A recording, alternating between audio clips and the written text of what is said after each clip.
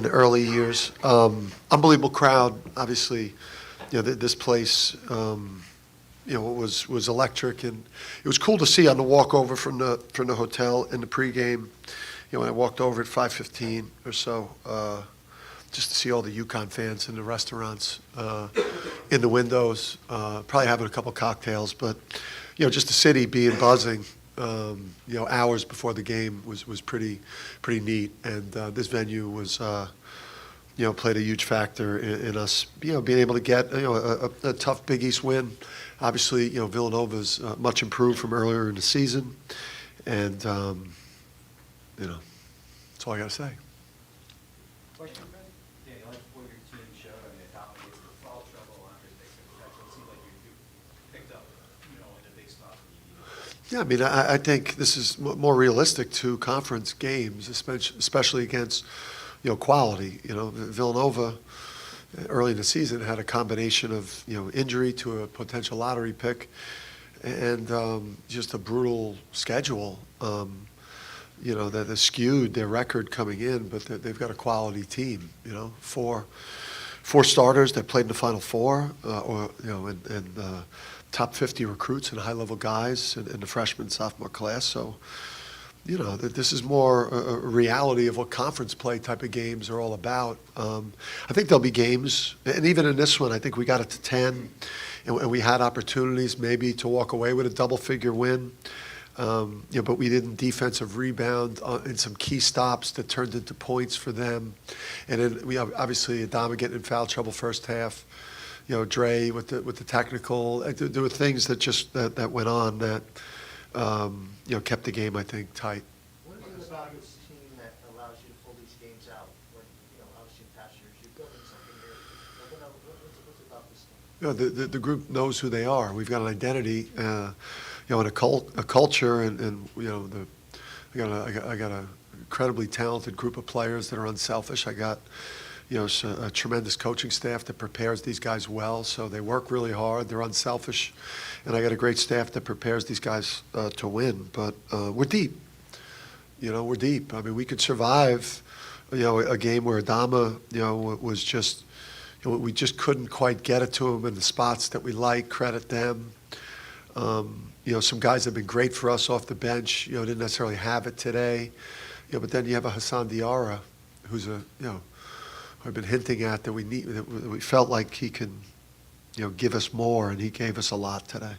Dan, given that it was going to be a little hard to get things going early inside, how much value was there in Jordan being able to kind of stabilize things by, I think, scoring 16 in the first half? Yeah, I mean, I thought we got really good threes. I felt like we probably should have shot 13 for 30.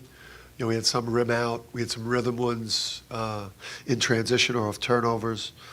Yeah, but that's who Jordan's. That's what Jordan's capable of. I think as the season continues to go on and he gets more comfortable being that type of perimeter weapon. I think he's going to have more games where he's not even 4 for 11, but 7 for 11 for 30 is coming. Hassan defensively, 4 steals in the second half, it took a big charge. I think you've said in the past you're kind of Yeah. Is that?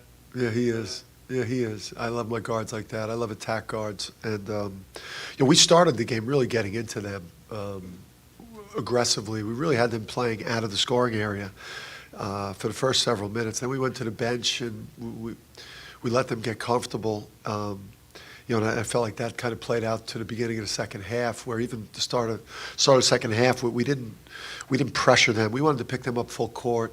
We were willing to give up a little bit of field goal percentage defense, but we felt like we could turn them over and really get after them. So when Hassan went in that game, when Tristan picked up his third foul, the game really changed there.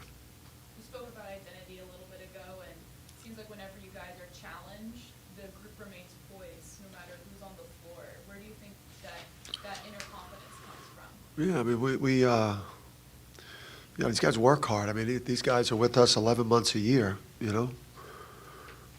Summer session number 1 is not optional. We're practicing like it's November and June. So these guys just, they believe in the preparation. Obviously, they know they're really good players. They respect each other's talent. Again, I've got, you know, I got three incredible coaches that prepare these guys so well for the games that they know that that there's not a team in the country, there's not a team that we're going to face that's going to be better prepared than we are. And, you know, And with each game, obviously, the pressure's going to get bigger the longer you're undefeated. The target on your back is going to get bigger. Teams are going to be bringing, going to be playing harder and tougher and harder for each game. Do you guys like that challenge? Do you like that it's going to get tougher and tougher? yeah, I mean, pressure's being 6 and 8.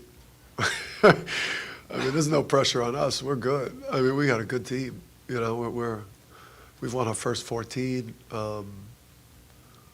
We got a lot of confidence, like in what we do. We also too, we've got daily reminders. We've taken the confidence from the 14-0 start, but not the complacency from it, because there's posters all over our facility of where we were picked in the preseason and the coaches poll, and the preseason top 25 rankings. So, you know, these guys know, you know, that this team wasn't ordained from the start, and that we're earning every single thing that we get. And we know. I think I got a road game on Saturday. I don't even really know who, but I know it's you know, it's going to be a real challenge. But I think this team is like, don't feel any pressure, man. These guys are playing with a lot of joy and love the fact that you know, that there's this excitement around the program that's been missing for a long time. Yeah, Donovan had a couple of big baskets there in that second half, and Adama was in foul trouble, altered a couple of shots. How critical was his performance? That was huge because Donovan did not have a good first half. He your first time playing Villanova, and you got Dixon out 25 feet from the basket, like playing like the late Anthony Mason off the dribble and shooting threes, and you're a 7-2 center. You know, that's a heck of a hard matchup, and he had a couple chances at the rim that he rushed. You know, but that's Donovan Clingan for you right there. He's just a very vibrant, confident guy, and he put it behind him. And even when he missed the three-point play layup speaks to that kid's makeup.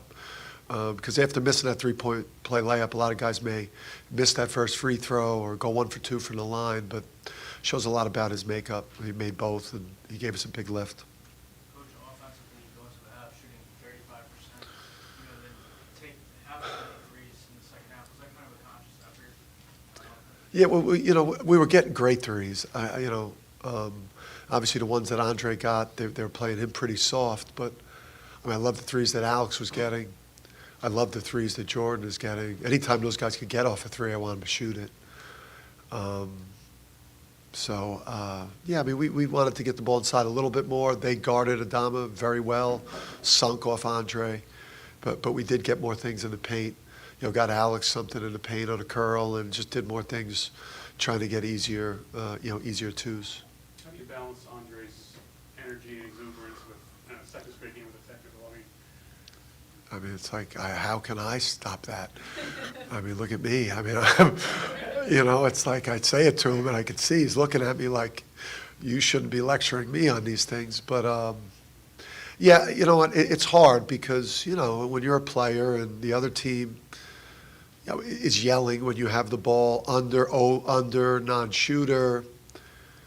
When you have his makeup, it's tough because he's the most competitive person you'll ever meet, and obviously the things he does far outweigh, but he's got to stop. He's got to stop putting himself in that position, because that was a big swing. But you know, I don't think I've heard this place louder than when he hit that three from the corner. Hey, what do you sense in the level of confidence Jordan is feeling overall? He got a little bloodied early, was unfazed, maybe more animated than he's been in most games. I'm just wondering where you think he's at with his progression. Yeah, I mean, you see, he's got the look. He's got the pedigree, the upbringing with the, you know, with the great parents and the work ethic, and he's got the ultimate like gunslinger confidence, and I mean, he thinks he's, you know, he knows he's one of the best shooters, you know, in the country, and that's his mindset. And I thought, you know, he proved himself today as a two-way player for a majority of the game. I thought he guarded well too. And is this how you kind of envision things would go when you first took the job? I mean, you got some celebrities in the crowd, tickets are going, and it costs a lot of money for people getting here. And this building is quite like we haven't seen it in Yeah, I mean, I loved the last place I coached at, so I loved coaching where I coached at the last place, and I only would have left that place to go to a place where you could get to this level of college basketball, to have, you know, games, you know, yeah, where it's a hot ticket and you're playing, you know, some of the biggest games of the day in college basketball, and you have a team that, you know, could go real far. I mean, that I loved where I was before, and this was really the only place that, because my wife will never let me leave the Northeast, so probably shouldn't have said that, but too much. Anything else? Anything else? All right, thank you.